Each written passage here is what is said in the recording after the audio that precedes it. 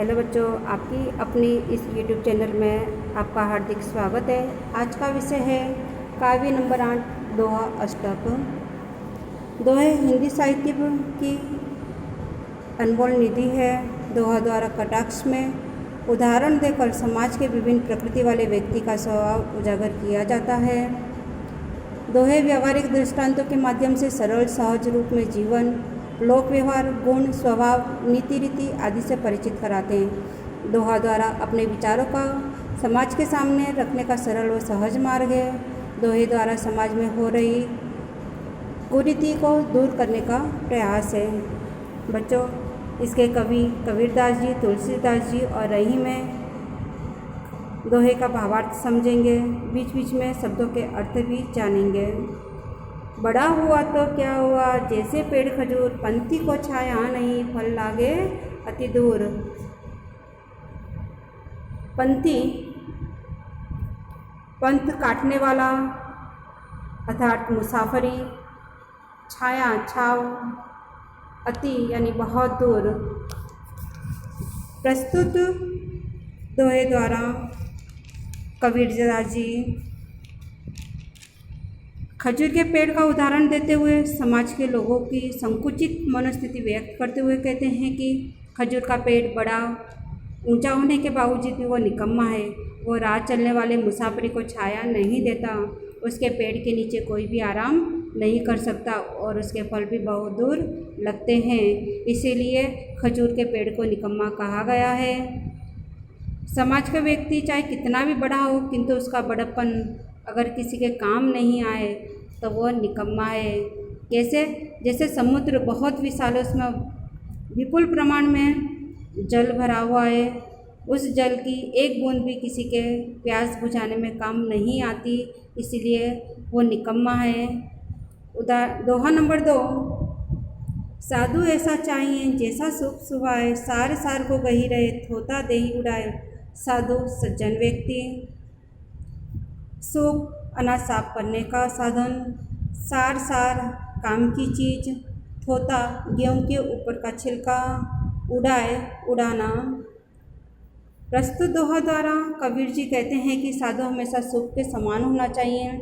सुख सार अर्थात काम की चीज़ को अपने अंदर रखता है, अनाज के दाने अपने अंदर रखता है और कचरे को बाहर फेंकता है। इसी तरह साधु भी होने चाहिए जो हमारे अंदर के सद्गुणों को उजागर करे और अवगुणों का नाश करे।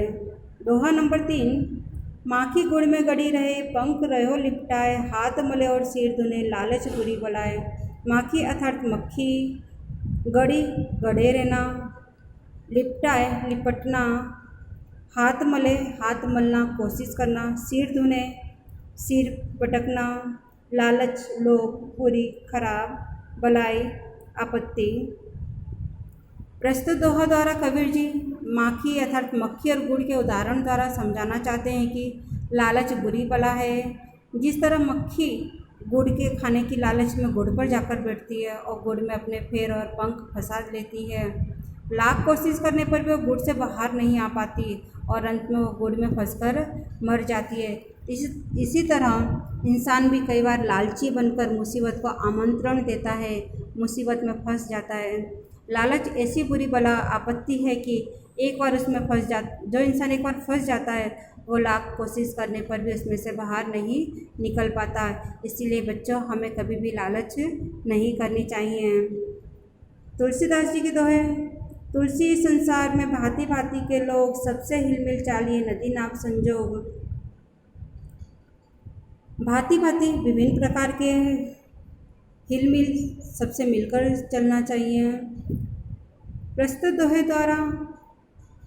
दोहा में तुलसीदास जी नदी और नाव का उदाहरण देते हुए समझाते हैं कि इस संसार में विभिन्न प्रकृति के लोग रहते हैं, हमें सबसे हिलमिल कर साथ देते हुए आगे बढ़ना चाहिए। जिस तरह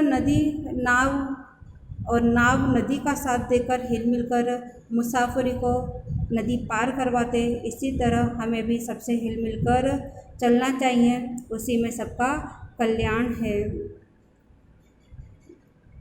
तुलसी हाय गरीब की कबहू न खाली जाए, मुँहे डोर के चाम से लोहो भस्म हो जाए। हाय अर्थात बद्दुआ, कबहू कभी भी मुए मरे हुए ढोर पशु चाम चमड़ा लोहा भस्म नष्ट हो जाना। प्रस्तुत दोहा में तुलसीदास जी मरे हुए पशु के चमड़े और लोहे का उदाहरण देते हुए संसार का मर्म समझाते हैं कि हमें कभी भी किसी भी गरीब व्यक्ति का मन नहीं दुखाना चाहिए, उसकी हाय अर्थात बदुआ नहीं लेनी चाहिए।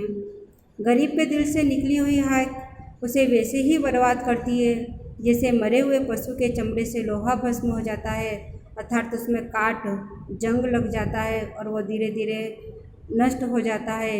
इसीलिए हमें कभी भी किसी की बद्दुआ नहीं लेनी चाहिए।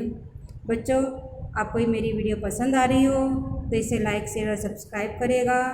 आपके विचार कमेंट्स बॉक्स में कमेंट्स करिएगा। रहीम जी के दोहे, रहीमन धागा प्रेम का मत तोड़ो चटकाए, टूटे से फिर ना जुड़े जुड़े गांठ पड़ जाए।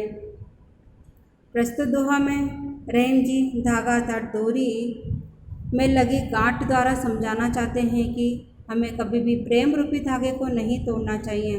प्रेम रूपी धागा एक बार टूट जाता है तो फिर कभी नहीं जुड़ता। अगर उस प्रेम रूपी धागे को जोड़ भी दिया जाए तो उसमें गांठ रह जाती है। इसलिए हमें कभी भी अपने प्रियजनों, माता पिता, परिवार या सगे संबंधी, दोस्त का कभी भी दिल नहीं दुखाना चाहिए। उनसे प्रेम भरे स्नेह भरे संबंध नहीं तोड़ने चाहिए। एक बार संबंध टूट जाने पर वह कभी भी नहीं जुड़ता। अगर संबंध जुड़ भी जाए तो पहले की भांति संबंध में मजबूती, संबंध की मिठास नहीं रहती, उसमें कड़वाहट आ जाती है जो समय समय पर चुभन देती है। इसीलिए हमें कभी भी प्रेम रूपी धागे को नहीं तोड़ना चाहिए। तरुवर फल नहीं खात है, सरवर पिए न पानी, कहीं रहीम पर काज हित, संपत्ति संचय सुजानी। तरुवर वृक्ष, खात खाना, सरवर सरोवर, यही पीना, पानी अर्थात पानी, कही कहना, परकाज दूसरों के हित के कार्य करना, संचय करना, सुजानी सज्जन। इसका भावार्थ देखते हैं। प्रस्तुत दोहा द्वारा रहीम जी सज्जन और संपत्ति का उदाहरण देते हुए समझाते हैं कि जिस तरह वृक्ष अपने ही वृक्ष के फल नहीं खाते हैं, सरोवर स्वयं अपना पानी नहीं पीते, इसी तरह सज्जन भी अपनी संपत्ति का संग्रह अपने लिए न करके वे हमेशा दूसरों के हित के लिए ही अपनी संपत्ति जमा करते हैं। इसलिए हमें भी परकाज के हितों का ध्यान रखते हुए कार्य करने चाहिए। संपत्ति का संग्रह करके ज़रूरतमंद की ज़रूरत की पूर्ति करनी चाहिए। अंतिम दोहा देखते हैं। रहीमन देखी बड़ेन को लघु न दीजिए डारे, जहाँ काम आवे सोई कहा करे तलवारी। देखी देखना, बड़ेन बड़े, लघु छोटा, डारी डालना, तलवारी तलवार। प्रस्तुत दोहा द्वारा रहीम जी सुई और तलवार का उदाहरण देते हुए समझाते हैं कि हम अक्सर बड़ी चीज़ों को देखकर छोटी चीज़ों का त्याग कर देते हैं। ऐसा करते समय हम ये भूल जाते हैं कि जहाँ पर सुई कपड़ा सिलने के काम आती है वहाँ पर तलवार काम नहीं आती, और जहाँ पर तलवार काटने का काम करती है वहाँ सुई काम नहीं करती। इसलिए हमें कभी भी बड़े या प्रतिष्ठित व्यक्ति को देखकर छोटे गरीब व्यक्ति की अवहेलना, उपेक्षा नहीं करनी चाहिए। हमें सबका एक समान रूप से सम्मान करना चाहिए। बच्चों, मेरे ये दोहे आपको पसंद आए हो तो कमेंट्स बॉक्स में कमेंट्स कर सकते हो। अगर इसमें आपको